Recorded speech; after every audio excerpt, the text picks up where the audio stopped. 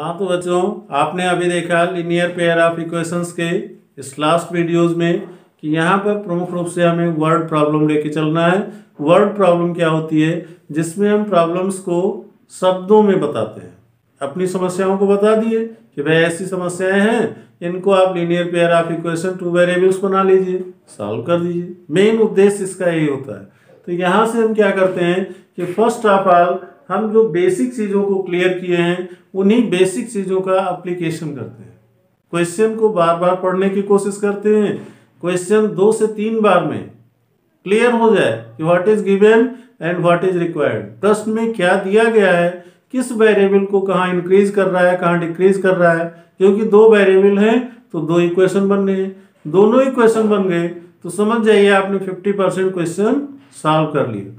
शेष 50% क्वेश्चन इस बेस पर है कि किस मेथड को आप अप्लाई करेंगे। तो अभी हमने बताया कि ग्राफिकल मेथड जो है, ग्राफिकल मेथड को सामान्य तौर पर यूज नहीं करते हैं, क्योंकि उससे केवल कोऑर्डिनेट ज्योमेट्री को एक मोटिवेशंस देने का काम किया जाता है कि बच्चों में एक ग्रोइंग स्टेज आ जाए कि नहीं मुझे ग्राफ आता है।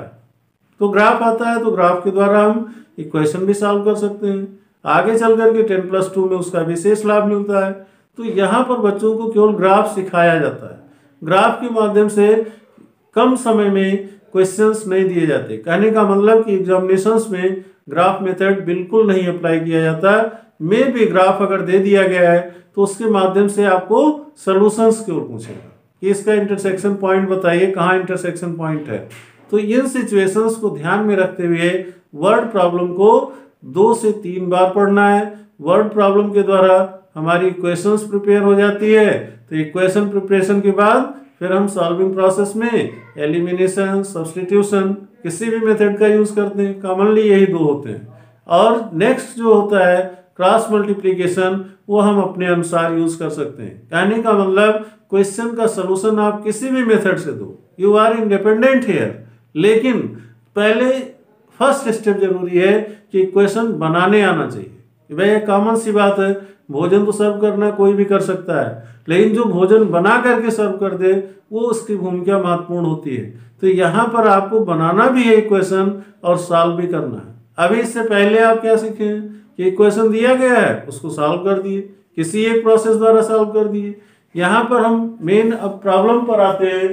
प्रॉब्लम्स आपकी है टॉपिक जो आज का, pair of linear equation with word problems. Word problems का मतलब कि जो प्रॉब्लम हमारी है वो शब्दों में दी गई है, वाक्यों के माध्यम से हम उसको इंगित किए हैं कि क्या क्या हमारी समस्याएं हैं और सॉल्व करना उनका एक महत्वपूर्ण पहलू है।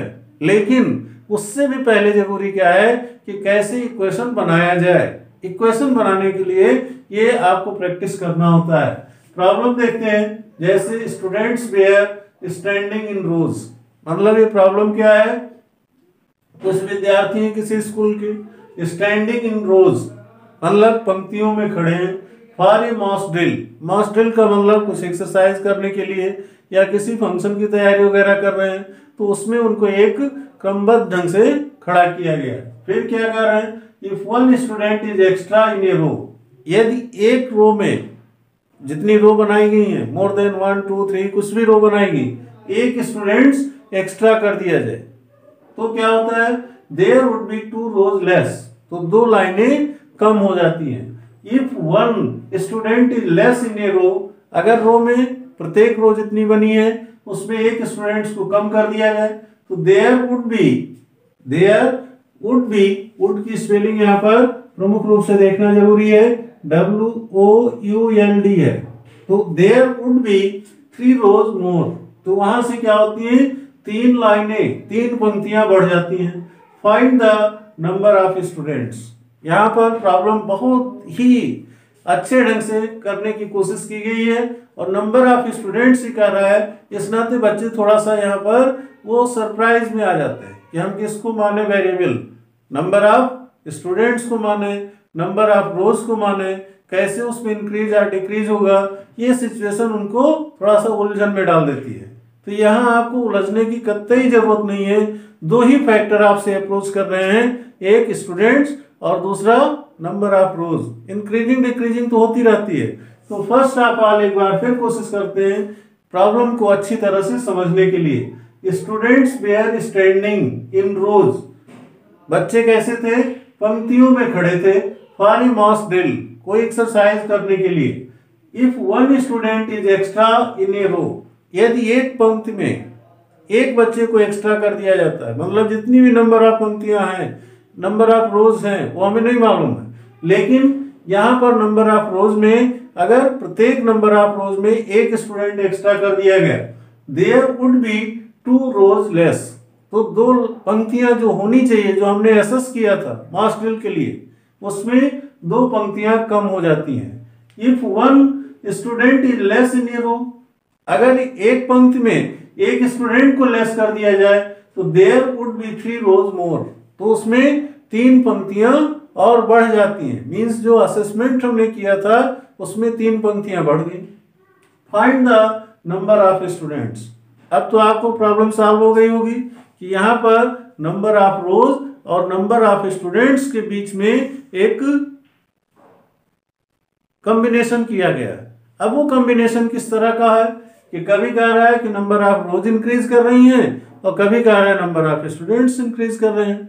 तो यहाँ सॉल्यूशन देने से पहले फर्स्ट ऑफ ऑल हम क्या करते हैं कि let the number be x and number of students in each row by be y, कि मतलब यहाँ पर हम क्या मान रखे हैं कि let the number be x and number of students row be y, मतलब स्टूडेंट्स की संख्या को हम x मान लेते हैं और रो की संख्या को y मान लेते हैं। बात समझ रहे हैं? तो then total number of students, अब कितने बच्चे हैं जो मास ड्रिल के लिए आए हैं, तो x और y दोनों का मल्टीप्लीकेशन हो गया। x क्या है, स्टूडेंट्स नंबर है और y रो नंबर है। अब हमारी कंडीशंस पर आ जाइए, जो क्वेश्चन में हमें मुख्य रूप से तलाशना है कि इक्वेशन कैसे बनेगा। यहाँ कह रहा है students were standing in rows, students कैसे खड़े हैं, पंक्तियों में खड़े हैं। फॉर ए मास ड्रिल, कोई एक्सरसाइज व्यायाम कुछ भी करने के लिए वो पंक्तिबद्ध खड़े हैं। If one student is extra, student extra हो रहा है, तो स्टूडेंट के लिए क्या माना है, एक्स मान रखा है। First variable is x, that is indicated as students. अगर इसमें भी आपको थोड़ा सा डाउटफुल लगे तो आप ऐसे शॉर्ट्स में इनको शो कर दीजिए, स्टूडेंट और that is equal to x, कि स्टूडेंट्स को हमने क्या माना है, एक्स माना है। और यहाँ पर फिर रो, तो रो के लिए हमने क्या माना है, वाई माना है। तो इससे वेरिएबल से आपको कंफ्यूजन नहीं होगा। एक थोड़ा सा लैंग्वेज को साफ सुथरे ढंग से लिखने के लिए एक प्रॉपर सबमिटिंग आपकी होनी चाहिए। इस नाते एक सेंटेंस बना दिया जाता है कि let the number be x and number of students in each row be Y.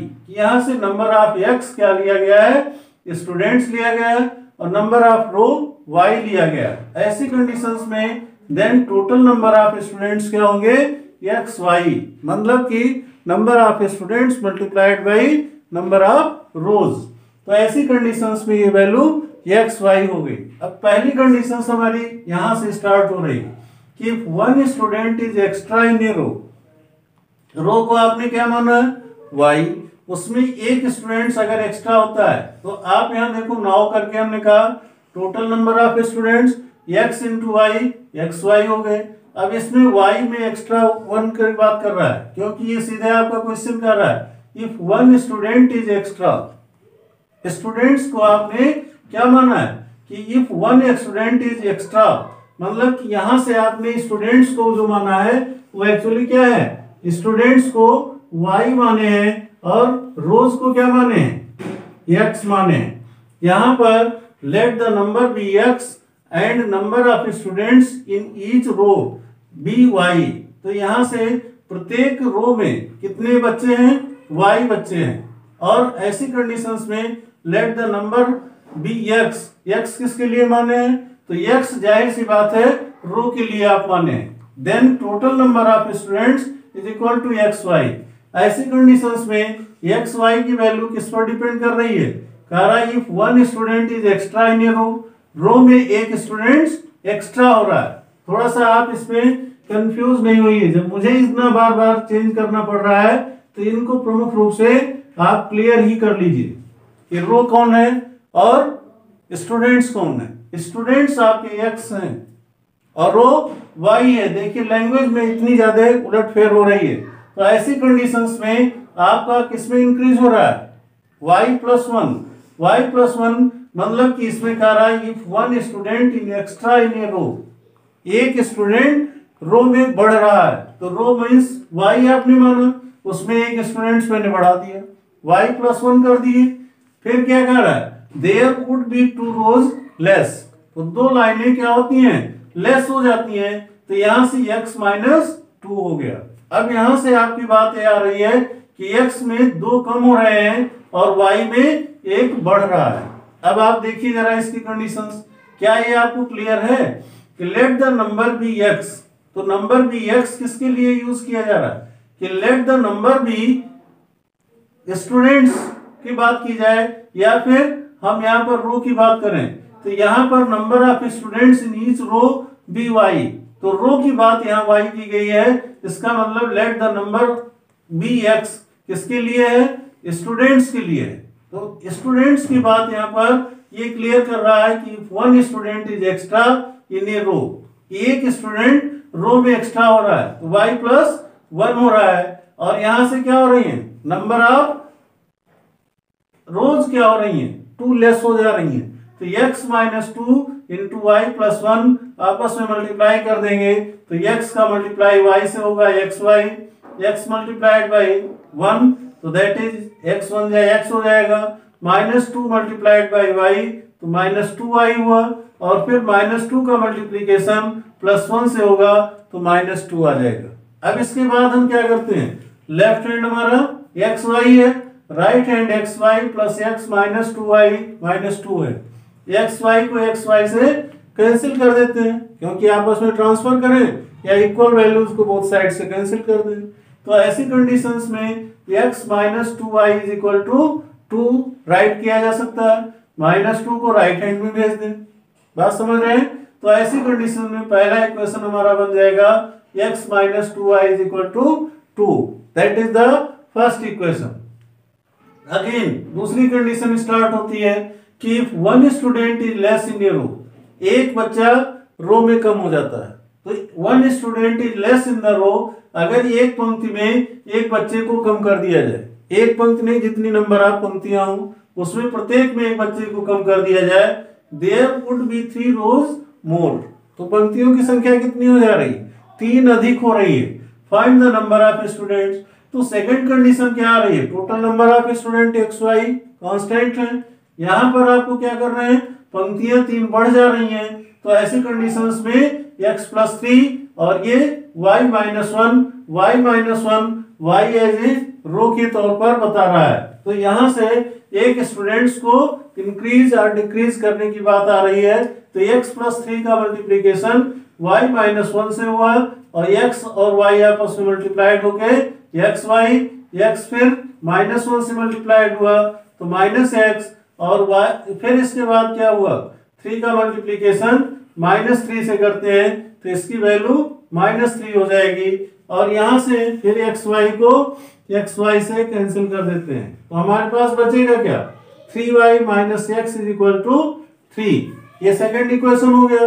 अब इनको जरा x के टर्म में कर लीजिए, तो यहां से क्या हो जाएगा? -x + 3y that is equal to 3। ये आपका सेकंड इक्वेशन ही है, थोड़ा उसका सुधरे हुए रूप में, तो यहाँ सेकंड इक्वेशन को वहां से डिलीट कर दीजिए। तो ऐसी कंडीशंस में आपका सेकंड इक्वेशन हो गया -x + 3y = 3, और फर्स्ट इक्वेशन क्या है? x - 2y = कितना दिया है? 2 दिया है, ये फर्स्ट इक्वेशन हुआ। अब यहां से एक्चुअली क्या होगा? इन दोनों को ऐड कर दीजिए, क्योंकि आप ये देख रहे हो कि यहाँ एलिमिनेशन मेथड अपने आप यूज हो रहा है, क्योंकि एक -x है और दूसरा +x है। तो ऐसी कंडीशंस में क्या होगा? यहां से हम x को x से कैंसिल कर देंगे, मीन्स कि -x + x से कैंसिल हो जाएगा। यहाँ +3y है और ये -2y है, आपस में सब्ट्रैक्ट हो जाएंगे, तो 3y - 2y y बचेगा, यहाँ 3 माइनस 2 1, तो y की वैल्यू कितनी आ गई? 1 आ गई। सेम कंडीशंस में फिर क्या करते हैं, अगेन कर दीजिए। अब y की वैल्यू आप सब्स्टिट्यूट कर दीजिए या फिर एलिमिनेशन तो आपकी यही है। तो y की वैल्यू सब्स्टिट्यूट किसी भी इक्वेशन में कर दीजिए, फर्स्ट में कर दीजिए या सेकंड में कर दीजिए। मान लीजिए हम फर्स्ट इक्वेशन में करते हैं तो यहां से क्या आ जाएगा, x minus 2y, 2 into y की वैल्यू 1 है तो दैट इज इक्वल टू 2 हो जाएगा। ऐसी कंडीशंस में क्या आ जाएगा, x इज इक्वल टू क्या आ जाएगा भाई, 2 1 जा 2, माइनस 2 यहाँ है उधर जाएगा तो प्लस 2 हो जाएगा, तो 2 प्लस 2 4 आ गया। तो x की वैल्यू 4 आ गई और टोटल नंबर ऑफ स्टूडेंट्स कितने हो जाएंगे, x इंटू वाई, तो x इंटू वाई मीन्स 4 1 जा 4, तो टोटल स्टूडेंट्स कितने आ जाएंगे, ओनली 4। तो इस तरह से आपने देखा कि ये प्रॉब्लम थोड़ा सा सरप्राइजिंग प्रॉब्लम थी। अब सरप्राइजिंग प्रॉब्लम में क्या होती है, जो यहां से आप वेरिएबल लेते हैं वो वेरिएबल थोड़ा सा आपको समझ बूझ करके वर्ड प्रॉब्लम में सॉल्व करना होता है। वर्ड प्रॉब्लम सॉल्व करते समय मेन आपको इसी चीज पर ध्यान देना होता है कि क्वेश्चन बने कैसे। थोड़ी सी चीज और भी गाइड करना चाहते हैं, कुछ बच्चों को क्रॉस मल्टीप्लिकेशन बेटर लगता है, तो क्रॉस मल्टीप्लिकेशन अगर बेटर लगता है तो उनके अकॉर्डिंग एक्स वाई और 1 के रूप में जो कोडिंग किए हैं, क्या कोडिंग है, b1 b2 c1 c2 a1 a2 b1 b2। इसकी कोडिंग को सिंप्लीफाई करने के लिए क्या करते हैं, डायरेक्टली x की वैल्यू फाइंड आउट कर लीजिए। डायरेक्टली x की वैल्यू, x को किससे कंपेयर करते हैं, कांस्टेंट टर्म से, तो x अपान माने x का जो डिनोमिनेटर है हर का मान है उसको सीधे 1 से मल्टीप्लाई कर दीजिए, सबसे आसान चीज है। तो x इज इक्वल टू क्या हो जाएगा, b1 c2 minus b2 c1 whole upon, इसका ऑलरेडी डिनोमिनेटर कितना है, a1 b2 minus a2 b1। ये सबसे आसान चीज मिल जाती है कि बच्चे थोड़ा सा इसको जल्दी रट लेते हैं, उनको समझ में आ जाता है कि यहां से अगर क्रॉस मल्टीप्लिकेशन करना है तो एक ही बार में x की कोड रख दें और उसको कोडिंग कर लें, आसानी से बात समझ में आ जाती है। ऐसे ही y की वैल्यू रख देते हैं, तो y का डिनोमिनेटर क्या दिख रहा है, c1 a2, तो यहां से c1 a2 minus c2 a1 whole upon a1 b2 minus a2 b1, ये हो गया। तो यहां से आप डायरेक्ट वैल्यू x और y की रख सकते हैं, तो क्रॉस मल्टीप्लिकेशन मेथड जो है इससे थोड़ा और आसानी से हो जाता है।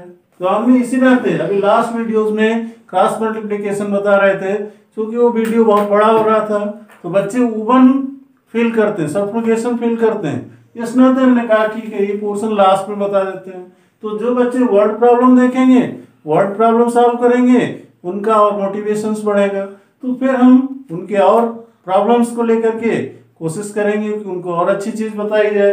तो यहाँ से x और y की डायरेक्ट वैल्यू रख सकते हैं। फिर इसके अलावा वर्ड प्रॉब्लम में इक्वेशन बनाते हैं, इक्वेशन बनाने के बाद इक्वेशन सॉल्व कर देते हैं, बस यही मेन टॉपिक है। तो यहाँ पर वर्ड प्रॉब्लम को ज्यादा इंपॉर्टेंस देने का एकमात्र उद्देश्य होता है कि बच्चे को इक्वेशन बनाना भी आ जाए और इक्वेशन सॉल्व करना तो उसका सेकेंडरी वर्क हो जाता है। और इन दोनों चीजों में अगर वो एक्सपर्ट हो जाता है तो आगे की कक्षाओं के लिए उसे बहुत ही अच्छा लगेगा। और नेक्स्ट जो है फिर अगले चैप्टर के साथ नेक्स्ट वीडियो में मिलेंगे। Thank you.